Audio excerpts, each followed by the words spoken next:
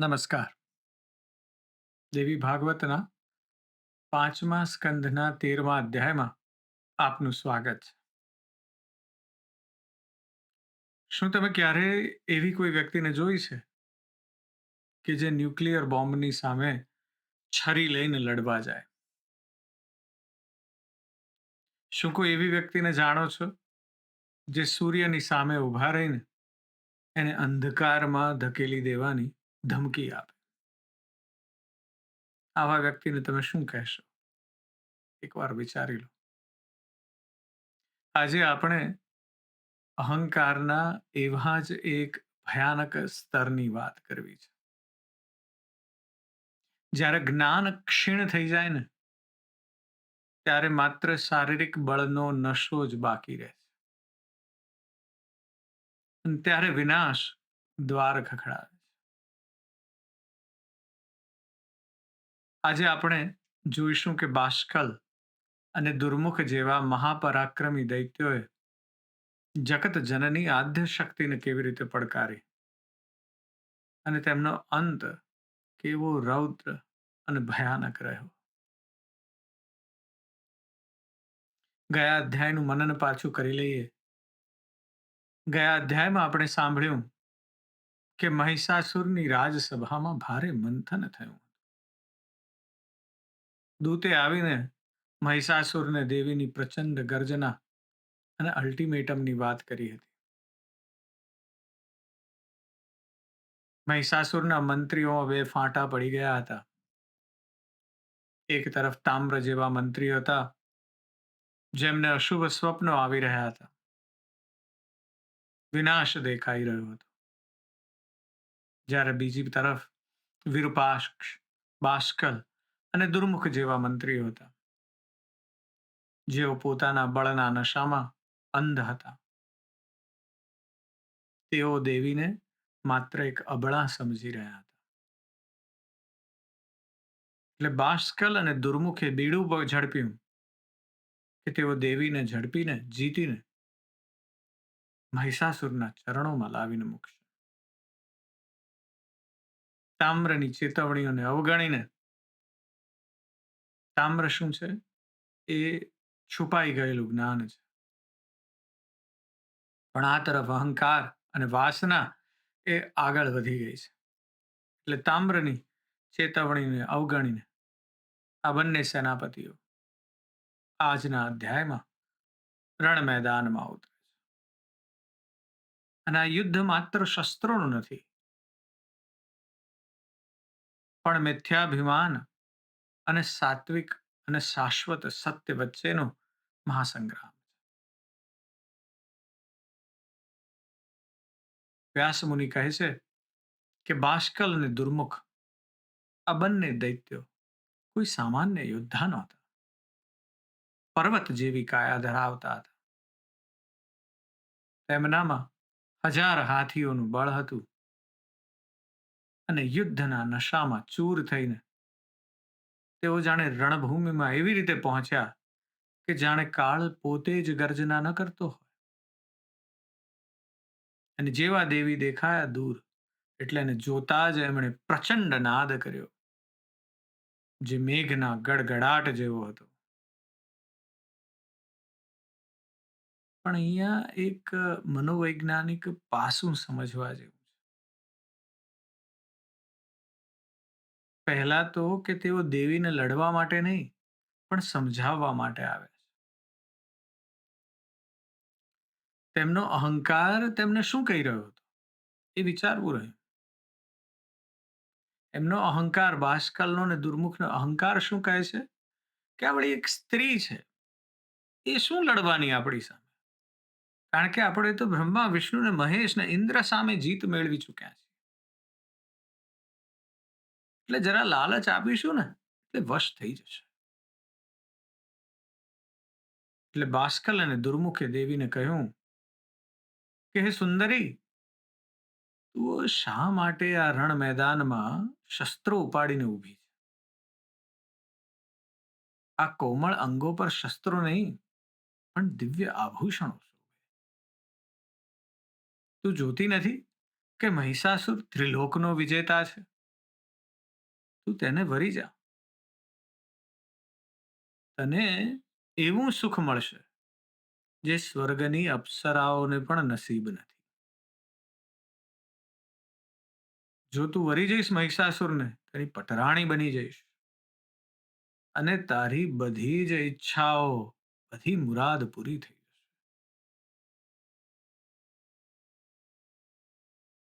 આ છે ને, આ દ્રશ્ય આપણને જાણે પેલી બાઇબલની સૌથી જાણીતી કથા છે ને, ગોલિયાથની, એની યાદ અપાવે છે. ગોલિયાથ એક બહુ જ ઓછો પડછંદ, એની ઊંચાઈને બળના જોરે આખો વખત ઇઝરાયેલીઓને પડકાર ફેંકતો અને માનતો હતો કે મને કોઈ હરાવી શકશે નહીં. એવો જ નશો આ બાસ્કલના મનમાં પણ હતો. બાસ્કલ અને દુર્મુખ મહિષાસુરનો જે આગળનો વિજય છે દેવોની સામે, એના નશામાં એટલા ધૂર્ત બની ગયા હતા અને ભૂલી ગયા હતા કે સામે ઉભેલી નારી જે છે કોઈ અબળા નથી, પણ સાક્ષાત પરાશક્તિ છે. એટલે દેવીએ આ સાંભળ્યું અને આ બંને મૂર્ખ દૈત્યોને જોઈને અટ્ટહાસ્ય કર્યું.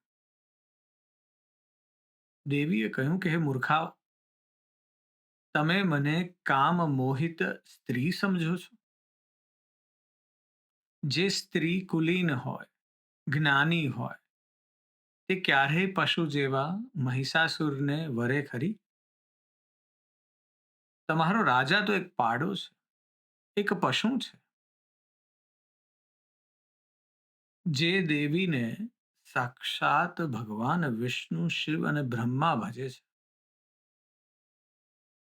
એ આ શિંગડાવાળા પશુને વરે? આવું દેવીએ કહી દીધું અટ્ટહાસ્ય કરીને. અને દેવીએ કીધું બાષ્કલ અને દુર્મુખને કે જાઓ, તમારા રાજાને કહી દો કે જો તેને જીવવું હોય તો પાતાળમાં ચાલ્યો જાય, નહીતર તેને યમલોકના મહેમાન બનતા કોઈ રોકી નહીં શકે. દેવીએ એકદમ સ્પષ્ટ કહી દીધું છે. તામ્રને પણ આગળ કીધું હતું ગયા અધ્યાયમાં. બાષ્કલ અને દુર્મુખને પણ કહી દીધું છે કે હું કઈ અહીંયા સ્વયંવર કરવા નથી આવી, હું તો અહીં અધર્મનો નાશ કરવા. અને દેવીના આ શબ્દો સાંભળીને બાષ્કલ અને દુર્મુખની આંખો ક્રોધથી રાતી ચોળ થઈ ગઈ. તેમને સમજાયું કે આ સ્ત્રી વાતોથી નહીં માને, હવે શસ્ત્રો જ બોલશે. એટલે પહેલા તો બાષ્કલે કમાન ખેંચી અને આકાશ બાણોથી છવાઈ. દેવીએ અત્યંત શાંતિથી પોતાના ધનુષ્યની દોરીનો ટંકાર કર્યો. એ અવાજ જ એટલો બધો ભયાનક હતો કે અડધી સેના જે હતી દૈત્યોની, તો ત્યાં ને ત્યાં જ મૂર્છિત થઈ ગઈ. બાષ્કલે પાછા 7 તીક્ષ્ણ બાણો છોડ્યા એક સાથે અને દેવીએ હસતા હસતા એના ટુકડા કરી નાખ્યા. અને યુદ્ધ આગળ વધતું ગયું. પણ જેમ આગળ વધતું ગયું તેમ બાષ્કલની ધીરજ ખૂટવા લાગી. એણે ગદા લીધી અને દેવીના સિંહ તરફ ધસ્યો. અને આ જે સિંહ તરફ ધસ્યો છે ત્યારે તમે જુઓ છો આ બાષ્કલને અંદરથી એવું થયું છે કે મારી પાસે બધું જ છે, સત્તા છે, સંપત્તિ છે, આટલું બધું મારી અંદર શક્તિ છે, એટલે હું ગમે તે કરી શકું. આપણે પેલું મૂવી સાંભળ્યું હશે તમે અને જોયું પણ હશે, જુરાસિક પાર્ક. એમાં પણ આવી જ એક કથા છે. બિઝનેસમેન છે, એ માને છે કે મારી પાસે બહુ પૈસા છે, કે આખો આઇલેન્ડ ખરીદી લીધો છે અને ડાયનાસોરના જીન કાઢી અને એમાંથી પછી હવે નવા ડાયનાસોર બનાવી રહ્યો છે. એને થયું છે કે હું કાયદાને ને પ્રકૃતિને ખરીદી શકું છું. એટલે જંગલના એના પોતાનું રક્ષિત એક જંગલ બનાવ્યું છે, એક આઇલેન્ડ બનાવ્યો છે અને એમાં રિસોર્ટ બનાવ્યો છે, જુરાસિક પાર્ક. એને થયું કે પૈસાથી બધું વશ થઈ જશે. પણ જ્યારે કુદરતે એનો પ્રલય વરસાવ્યો કે બધી સત્તા અને સંપત્તિ કાગળના મેલની જેમ તૂટી ગઈ. બાસ્કલ પણ આ રીતે જ્યારે બાણ મારી રહ્યો છે, ગદા લઈને હવે દોડ્યો છે, ત્યારે એ દેવીની શક્તિને ભૌતિક બળથી, પોતાના માપદંડથી માપવાની ભૂલ કરી રહ્યો છે. આ તો યુનિવર્સની શક્તિ છે, બ્રહ્માંડની શક્તિ છે. એટલે દેવીએ જેવો એને ઉતરતા જોયો કે કાન સુધી પજણજ ખેંચી ને 5 દિવ્ય બાણો માર્યા. બાસ્કલનું ધનુષ તૂટી ગયું, રથ પરથી નીચે પડ્યો. પાછી ગદા ઉઠાવી અને ત્યાં જ દેવીએ પોતાના ત્રિશૂળનો ઘા કર્યો અને ત્રિશૂળ બાસ્કલની છાતીને વીંધીને આર પાર નીકળી ગયું અને પહાડની જેમ ધરતી પર પડ્યો. અને બાસ્કલને મરતો જોયો કે દુર્મુખ રૌદ્ર રૂપમાં આવ્યો. આંખોમાંથી જાણે અગ્નિ વરસતી હતી. એણે એવું આક્રમણ કર્યું કે રણભૂમિમાં લોહીની નદીઓ વહેવા લાગી. વ્યાસ મુનિ રણ મેદાનનું એવું વર્ણન કરે છે કે ત્યાં રણભૂમિમાં કપાયેલા માથા તરતા હતા, એટલું બધું લોહી વહી નીકળ્યું છે દાનવોનું. દુર્મુખ આ જોઈ રહ્યો છે, એનાથી રહેવાયું નથી કે આ કેવી સ્ત્રી છે. એટલે દુર્મુખ પોતાની વિશાળ ગદા લઈને ઉપડ્યો ફરીવાર અને દેવીના વનરાજ પર, મસ્તક પર એના પ્રહાર કર્યો ગદાનો. પણ આશ્ચર્યમાં ઊભો રહી ગયો. દેવીનો દિવ્ય વનરાજ, દેવીનું વાહન એને જરા પણ આંચ પણ નથી આવી. ત્યાં ને ત્યાં સિંહ ઊભો રહ્યો છે અને આ જોઈ દુર્મુખ સ્તબ્ધ થઈ ગયો. કારણ કે એની ગદાથી ભલા પડી જતા હતા. અને જ્યારે દુર્મુખે જોયું કે તેનું બળ નિષ્ફળ જઈ રહ્યું છે, તેણે તલવાર ઉઠાવી. પણ દેવીએ ક્ષણવારનો પણ વિલંબ કર્યા વિના પોતાની તલવારથી એક જ ઝાટકે દુર્મુખનું મસ્તક તેના ધડથી અલગ કરી નાખ્યું. તેનું કુંડળધારી મસ્તક ધરતી પર દડાની જેમ ગબડવા લાગ્યું. અને જેવા આ બંને મહાબળવાન યોદ્ધાઓ પડ્યા કે દાનવોની આખી સેના પૂંછડી દબાવીને ભાગી. અને આકાશમાં ઉભેલા દેવો ને સિદ્ધો ને કિન્નરો હર્ષિત થઈ ગયા. સ્વર્ગમાંથી પુષ્પ વર્ષા થઈ અને જય હો રક્ષા કરો, જય હો રક્ષા કરો ના નાદથી આખું બ્રહ્માંડ ગુંજી ઉઠ્યું. વાત એમ છે કે આ બાસ્કલ અને દુર્મુખ જે છે ને, એ મર્મ સમજવાનું. એ બાસ્કલ અને દુર્મુખ એ માત્ર રાક્ષસો નથી. બાસ્કલ એ બળનો અહંકાર છે અને દુર્મુખ જે છે ને, એ ક્રોધ અને ઉદ્ધતાઈ છે. આપણા જીવનમાં જ્યારે આપણને લાગે છે કે આપણી પાસે સત્તા છે, એટલે આપણે કોઈનું પણ અપમાન કરી શકીએ છીએ, ત્યારે આપણી અંદર બાસ્કલ જન્મે છે, બળનો અહંકાર જન્મે છે. અને જ્યારે આપણે સત્ય સાંભળ્યા વગર માત્ર ક્રોધમાં આવીને નિર્ણય લઈએ છીએ, ત્યારે દુર્મુખ આપણી બુદ્ધિને કબજે કરી લે છે. આ જ ક્રોધ અને ઉદ્ધતાઈ છે. આદ્ય શક્તિ જે છે એ વિવેક છે. અને વિવેક જ્યારે જાગૃત થાય છે, ત્યારે અહંકાર અને ક્રોધ ગમે તેટલા મોટા હોય, એનો નાશ નિશ્ચિત છે. એટલે આજનો જે અધ્યાય છે ને, એનો મર્મ બહુ સુંદર છે. કે અહંકાર ગમે તેટલો ઊંચો હોય, તે સત્યના પાયા વગર ટકી શકતો નથી. બાસ્કલ અને દુર્મુખ પાસે બધું જ હતું, શક્તિ, સેના, બળ, પણ શરણાગતિનો અભાવ હતો, વિવેકનો અભાવ હતો. એમણે દેવીને માત્ર એક શરીર તરીકે જોઈ, શક્તિ તરીકે નહીં. કારણ કે જ્ઞાન તો વહી ગયું છે. માત્ર શારીરિક બળ દેખાય છે. આપણે પણ જીવનમાં ઘણીવાર પરિસ્થિતિઓના બાહ્ય સ્વરૂપને જોઈને છેતરાઈ જઈએ. અહીંયા મને હેનરી ફોર્ડ અને એક એન્જિનિયર ચાર્લ્સ સ્ટેઇનમેટ્સની વાર્તા યાદ આવે છે. અત્યંત પ્રેરણાદાયી છે. હેનરી ફોર્ડ, તમે જાણો જ છો, જગતમાં ઓટોમોબાઈલનું રેવોલ્યુશન લાવી દીધું ફોર્ડ મોટર કંપની ચાલુ કરીને. અને એમની વિશાળ ફેક્ટરીમાં એક દિવસ મુખ્ય જે જનરેટર હતું ને એ બંધ જ થઈ ગયું. એટલે ફોર્ડના શ્રેષ્ઠ એન્જિનિયર, એની પાસે સારામાં સારા એન્જિનિયર હતા, દિવસો સુધી મહેનત કરી પણ મશીન ચાલુ થાય. એટલે કોઈએ કીધું કે ચાર્લ્સ સ્ટેઇનમેટ્સને બોલાવો, જર્મન એન્જિનિયર છે, ખૂબ હોશિયાર છે, ખબર છે, એને ખબર જ હશે બધી. સ્ટેઇનમેટ્સ આવ્યા. સ્ટેઇનમેટ્સ શારીરિક રીતે ખૂબ જ નબળા, થીંગણો વ્યક્તિ, નબળો અને કદમાં થીંગણો, અને દેખાવમાં પણ કદરૂપા.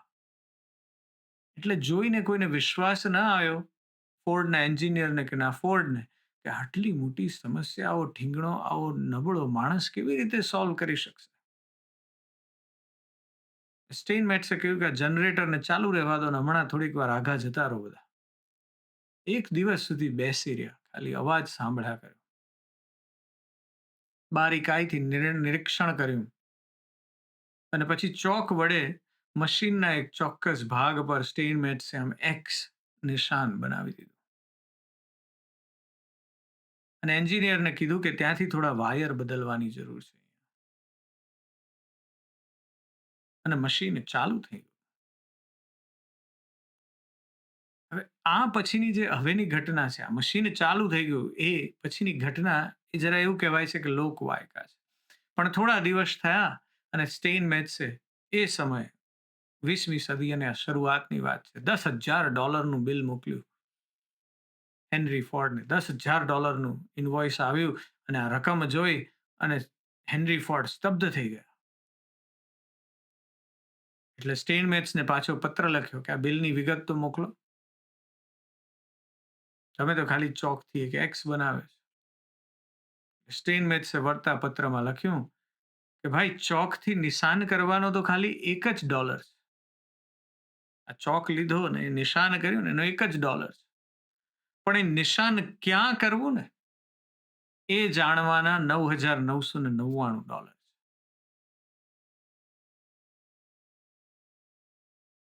એ જે આમ સ્ટેઇનમેટ્સને, આજે ફોર્ડના એન્જિનિયર છે, એ સ્ટેઇનમેટ્સના બાહ્ય શરીરને જોઈ અને તેની બુદ્ધિનું સામર્થ્ય માપી ન શક્યા. એવી જ રીતે આ બાસ્કલને દુર્મુખ પણ જે છે ને, એ દેવીના કોમળ સ્વરૂપ પાછળ છુપાયેલી એની બ્રહ્માંડીય સત્તાને ઓળખી ન શક્યા. તેઓ એને માત્ર એક અબળા માનતા. પણ આ તો બ્રહ્માંડના એન્જિનને ચલાવતી પરાશક્તિ છે. ઘણીવાર આપણે આપણા જીવનમાં મુસીબતોના કદને જોઈને હારી જઈએ છીએ. પણ જો જ્ઞાનની દ્રષ્ટિ હોય ને, તો આપણે પેલો એક્સ ક્યાં કરવાનો છે ને એ સમજાઈ જાય. એટલે આજનો જે આધ્યાત્મિક સંદેશ છે એ છે કે વિજય હંમેશા નમ્રતા અને સત્યની બાજુ હોય. જો આપણે આપણા અહંકાર, પેલો બાસ્કલ ને ક્રોધ એટલે કે દુર્મુખને નિયંત્રણમાં નહીં રાખીએ, તો એક દિવસ વિવેક રૂપી દેવી આવશે ને એનો સંહાર કરવો જ પડશે. એટલે જીવનના યુદ્ધમાં હંમેશા યાદ એ રાખવાનું કે તમારી પાસે કેટલા શસ્ત્રો છે ને એનાથી કોઈ ફરક પડતો નથી. પણ તમારી પાછળ કયું સત્ય ઊભું છે ને, એનાથી ફરક બહુ પડે છે. એટલે શક્તિ પર ભરોસો રાખવો, પણ એની સાથે અહંકારનો ત્યાગ પણ કરવો. આગલા અધ્યાયમાં આપણે વાત કરીશું કે આ બંને યોદ્ધાઓના મૃત્યુ પછી મહિષાસુર હવે કયું નવું પગલું ભરે છે અને રણ મેદાનમાં કયો નવો વળાંક આવે છે. આજે બસ આટલું જ. હું તમારી અંદર બેઠેલા તે પરમ તત્વને પ્રણામ કરું છું. નમસ્કાર.